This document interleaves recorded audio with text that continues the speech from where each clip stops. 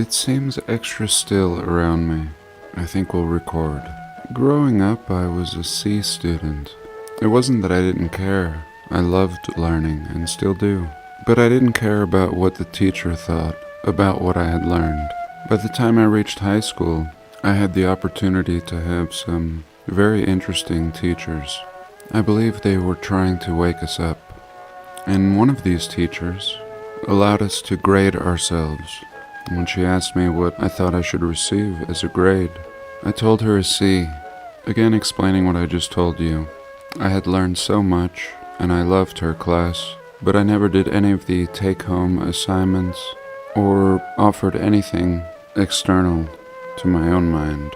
And she told me I would receive a B. And it's no different today.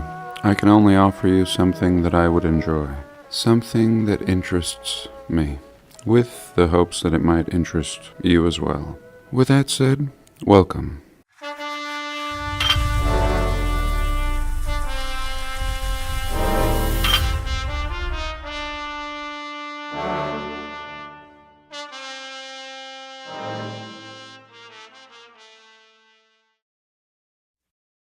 Here I find myself at the Saltaire.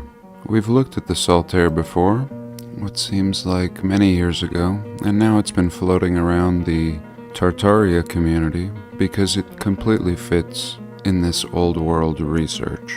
Antiquitech, domes and spires in the middle of nowhere, seeming to be beyond the needs of a bathhouse for these swimmers. And I believe I did look at the history of this years ago, but today I want to have another look and see what they really say about this Saltaire or Salt Palace.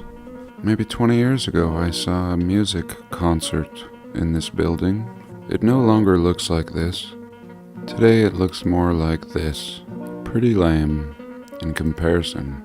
I'm not even sure if it's the same building. Completed in 1893.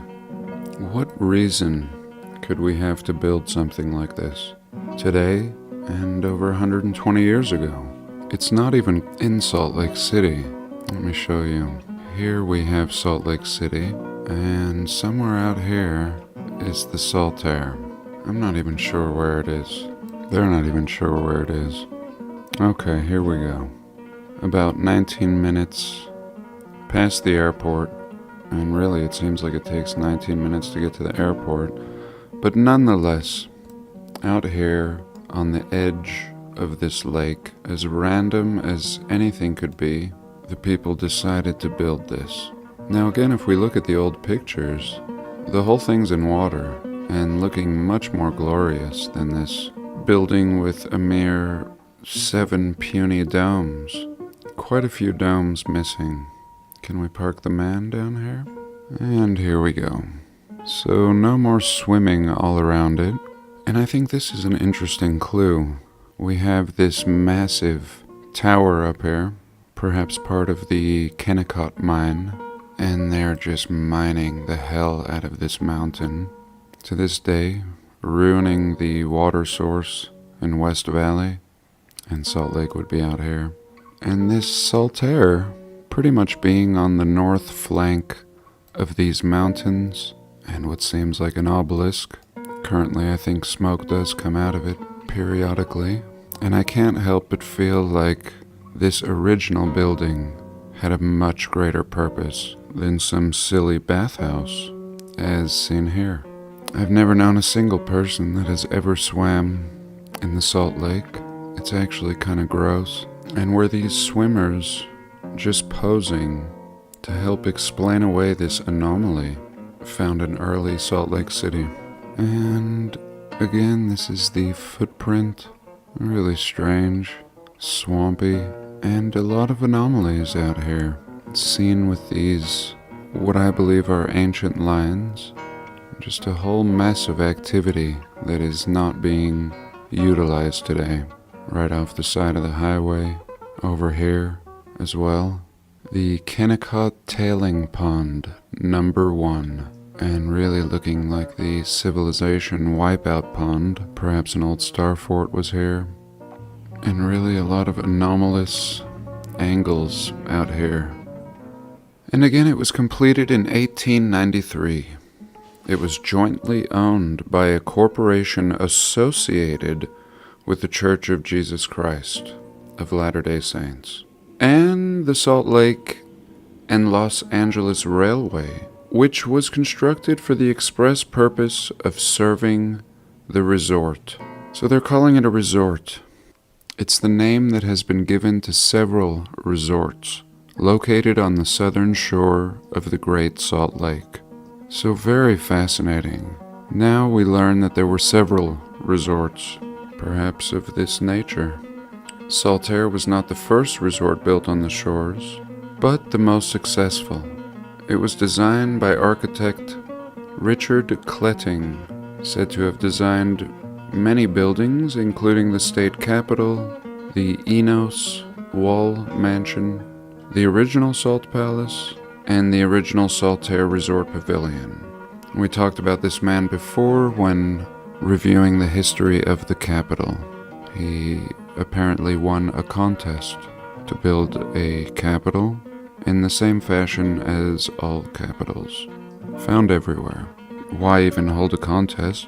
The Saltaire rested on over 2,000 posts and pilings, many of which remain and are still visible over 110 years later.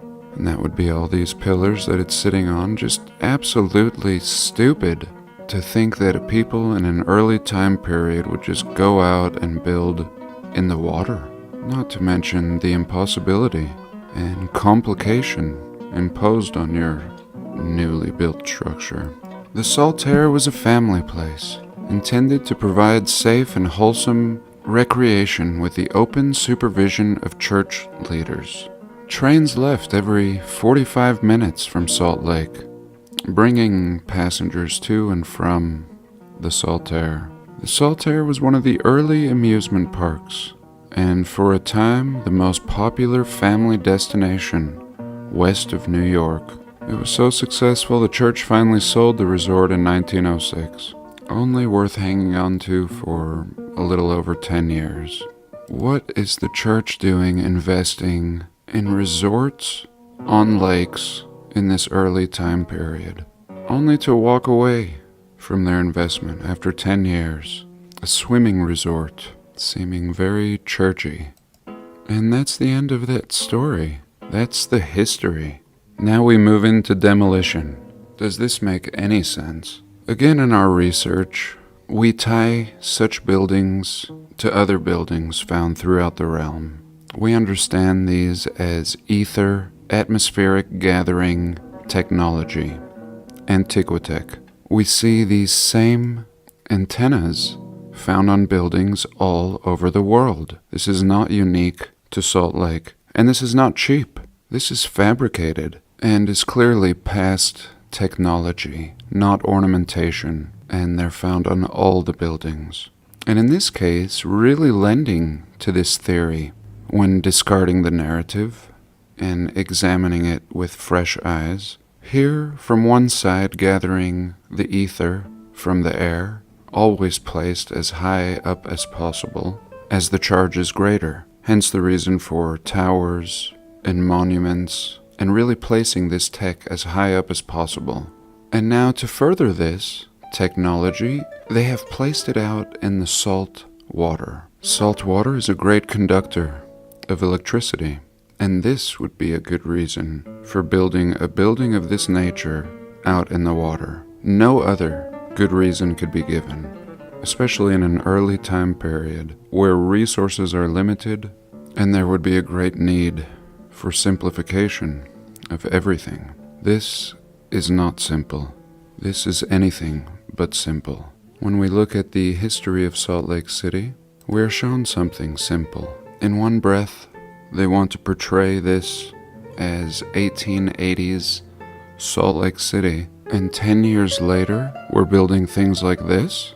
From this to this. Is this a 10-year progression? But the truth is, this portrait of 1880s Salt Lake City is absolutely false. Reading their narrative without putting the puzzle pieces together, this is what we would expect of early settlers. However, 30 years before this photograph is supposedly taken, they have begun construction of this Salt Lake Temple, we are told. In the 1850s, long before this picture, we are told they constructed a prison like this, only to tear it down. And also in 1850, they were building lime kilns, looking like Roman vaults, a handful of non-Mormon cathedrals, such as this one seen here, 4-story apartment buildings, complete with concrete facades over a brick core. And it can't be both. And what about this anomalous Great Salt Lake, always next to a barren wasteland? This, I think, is a great site of cataclysm. When we look at old maps, we see what looks like the Salt Lake, or this area, connecting to the sea, back when California was an island. And this whole area seems to have been ravaged, and really reminding me of the Dead Sea in Israel, a very salty wasteland. Very healing today. A lot of people do take a dip just for the therapeutic properties. But again, I think the site of a cataclysm. At the Dead Sea, we do have history, at least biblical, of it raining sulfur by the hand of God and destroying this area, and what we have left is a great salty sea. And taking this story, again with fresh eyes, we may be able to apply this to all salt lakes. And this being a reset, but a reset even before this time period. A reset back in a biblical time, whenever that may have been. Most certainly not what we are told. But usually we examine a more modern reset, which is that of these people. Whoever built this, which I believe was not the early Mormons or settlers of Salt Lake City. But these people who came after this great reset that created this wasteland and undrinkable water was before these builders. These builders simply availed themselves of this seeming useless water body, and I believe built a power plant and tapped into this available energy. And I believe these people took full advantage of the remains of their past civilizations, whatever form they came in, just as we and our modern people took advantage of the demise and leftover remains of this civilization that built structures like this and this and this. Here's a look at other great salt lakes found all throughout the realm, and these are just some of them. And were these really impact zones from past destruction in which we can only speculate about? Much easier to look at the last reset and try to make some kind of sense out of it, but very difficult if it's not pointed out to you. And here I want to go through these slides. These were submitted by viewers, and I thank you for this. Here I'm sure many of you have seen this underwater waterfall, and now this landmass seeming very artificial and square and covered up perhaps with some trees. And what we have here is what looks like a waterfall underneath the water. And perhaps this is attributed to different saline contents, fresh water mixing with salt water, one being heavier than the other, but really giving a peek as to what's underneath us. What is the nature of this realm? And here we can see the location of this waterfall in Madagascar, and looking very Starfordy right above it. We're told it was first discovered in 975 AD. Of course it was, by Arabs. And the big chunk sticking up above the waterfall is a basalt monolith. We've discussed basalt monoliths before. We can see some here at Giant's Causeway in Ireland and Devil's Tower in Wyoming, really seeming like the remains of trees.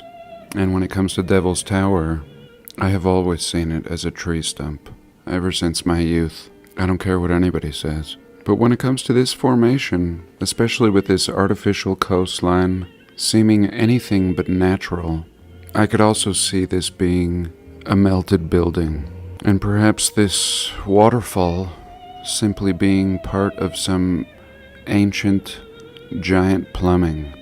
And what about plumbing this whole realm? We've discussed that before.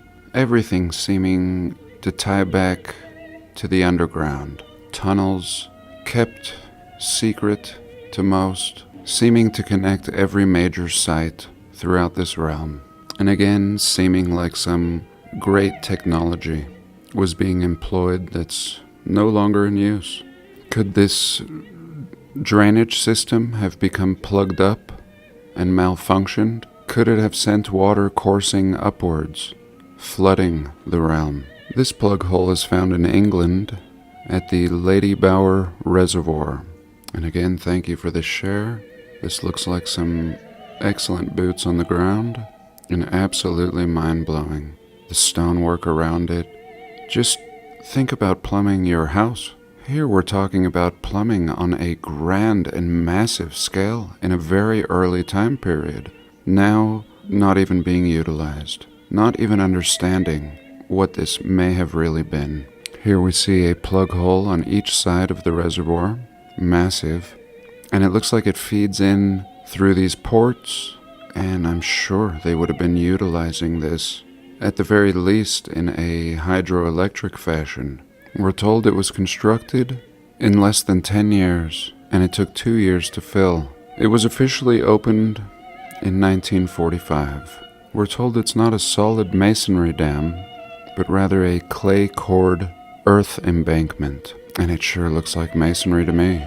Nevertheless, when we look at early photos of this region, we see there used to be a city where this dam is now located. A repeated theme in our historical narrative, flooding out the old world, erasing as much as they can. Even in the background here, we see a very angled wall, perhaps the remains of something ancient.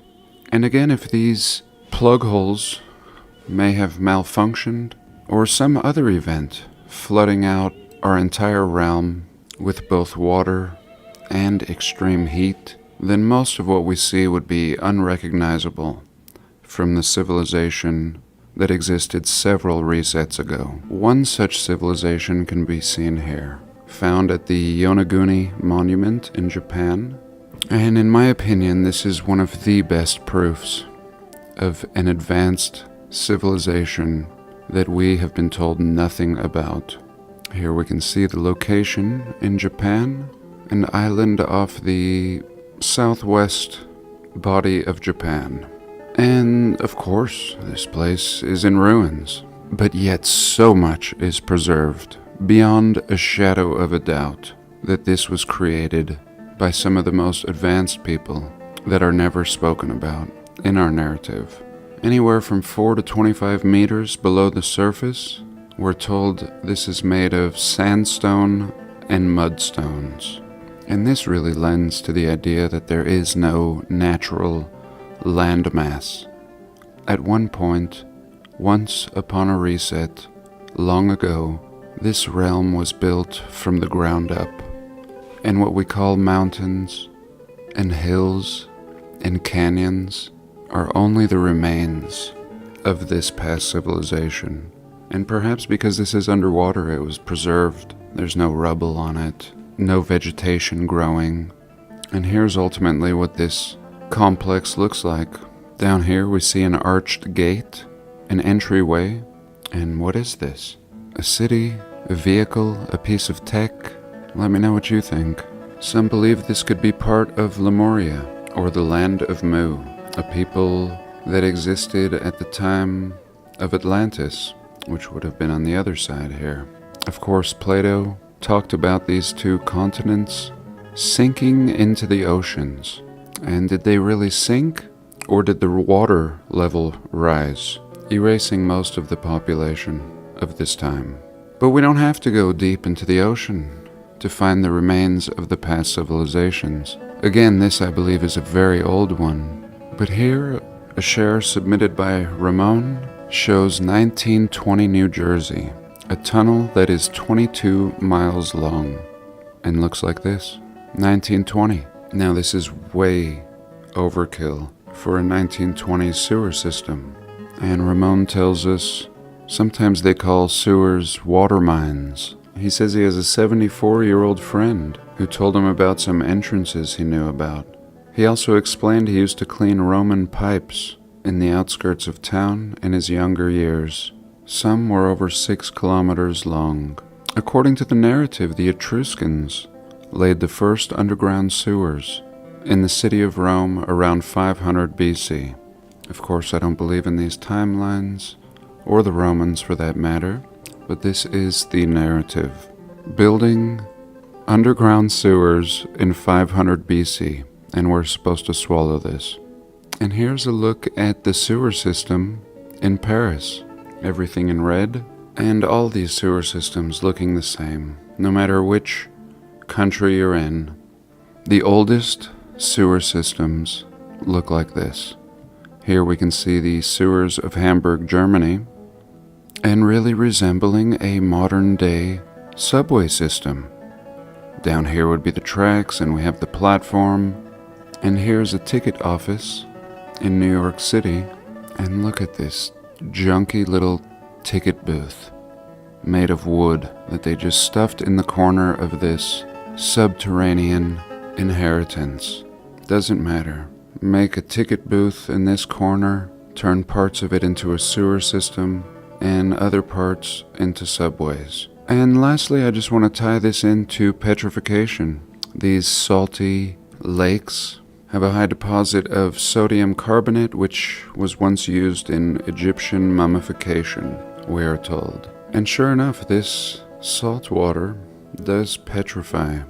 Here we can see in Lake Natron in Tanzania, a swan that has turned to stone. And here I've turned the swan sideways, and it looks like some kind of a scorpion. Here is a calcified dove. I imagine they must fall in and somehow get out and not faring well. And here we see a bat. I believe this is upside down. He's actually hanging. Well, I think that's it for today. If you enjoy coffee, be sure to check out my roast on Amazon. And I do hope you enjoyed. Do have a blessed day. Please like, comment, and subscribe.